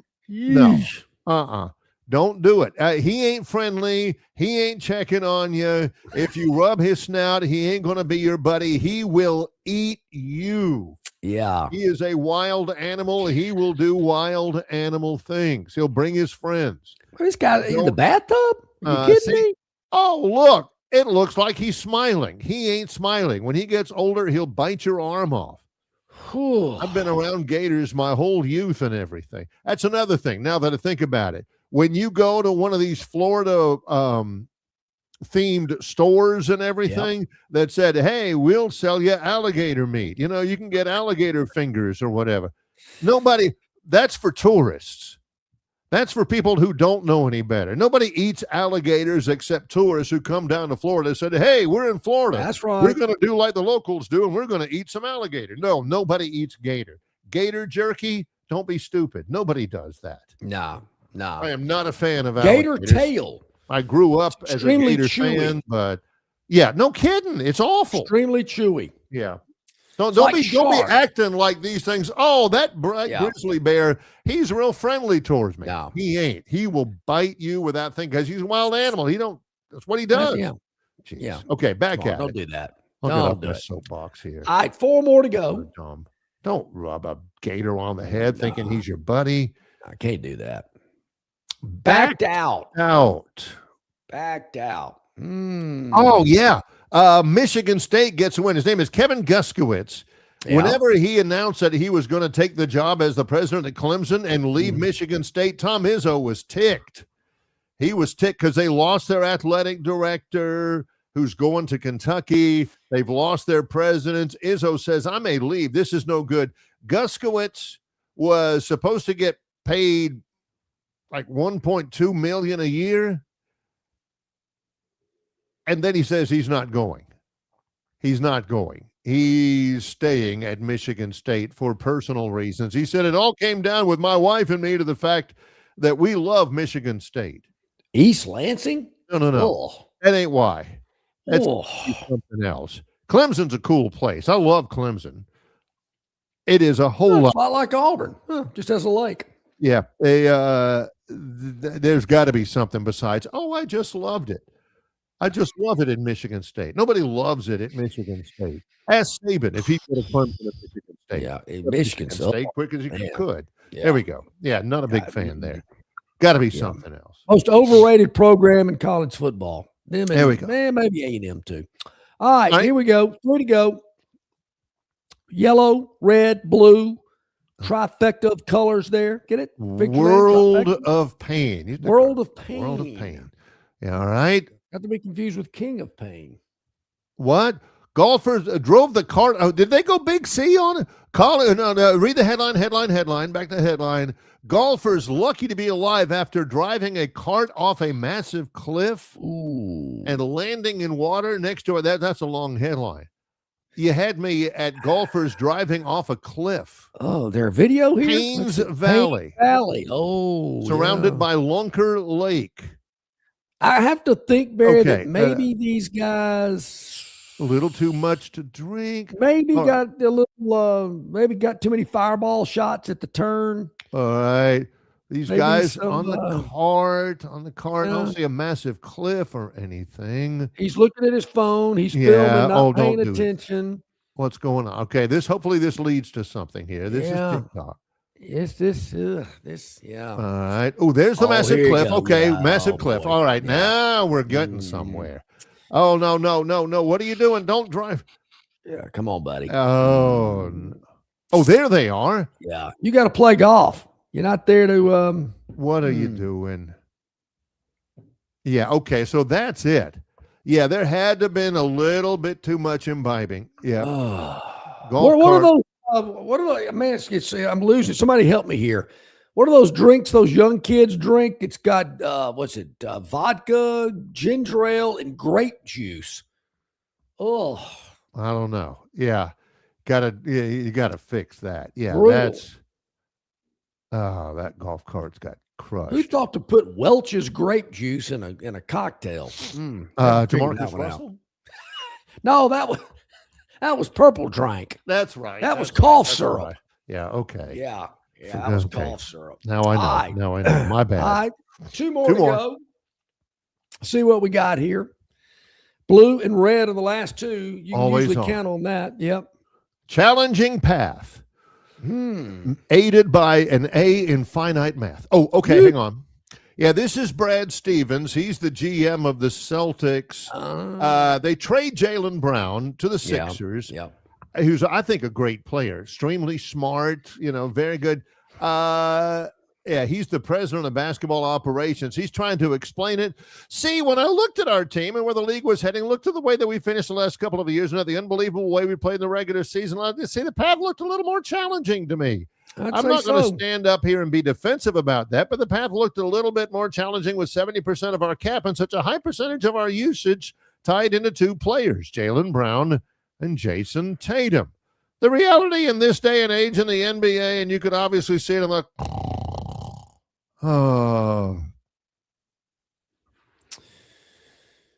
fans don't like it. No. They don't. The fans are ticked off because he's a great player. Now who they got, they didn't get enough in return, I don't think. Brad Stevens, who's been awfully good at it, one of the smartest men in basketball. Heck, he led Butler to back-to-back championship games in college. Trying to explain that, it sounds like he's struggling a little bit. He's got to do a lot better than that. I never am going to be able to figure out why they did that. All right, one more. Yeah, it's going to bite him, I believe. All right, what do we got? Coming back with more. The blue panel, got to spin it to make it official. I think that's what Gene Wilder called Richard Pryor in Silver Streak. Man, you a brave cat. Yeah. Or the other way around. Okay. This cat's here's a cat. Yeah, I don't get why animals are scared of cats. That cat comes after that bear. Watch, bear's in the backyard. Cat says, no, the bear could eat that cat and forget he ate him 5 minutes later. That cat's got that bear on the run. That's not so much a brave cat as it is a wussy bear. Yeah, no kidding. Right? That bear's got to tighten up. Come on, man. Come on, just a little. Maybe he thinks it's a skunk. Maybe he thinks the cat's a skunk. Maybe that's the coloring probably had something to do with it. This is in British Columbia, where they have a lot of bears. You know, I think they're playing a soccer game there today, aren't they? That's right. This afternoon at 3:00, it is a final 2 games in the round of 16. One of them is at 11:00 this morning in Atlanta. The other one is at 3:00 this afternoon in BC Place, Vancouver, British Columbia. There you go. Man, great stuff. That is thanks to Brian Matthews, AuburnSports.com, Travis Ryer on YouTube. As I mentioned, CJ Duncan, Yellowhammer News tomorrow in the bottom of the first hour. And then Phil Steele from Phil Steele's College Football Preview Magazine. Looking forward to having Phil on with us tomorrow. It's a annual event. We really appreciate him taking time to be on with us. Yes, he's John Longshore. I'm Barry McKnight. It's Longshore and McKnight in association with Yellowhammer News, presented by Bud Light.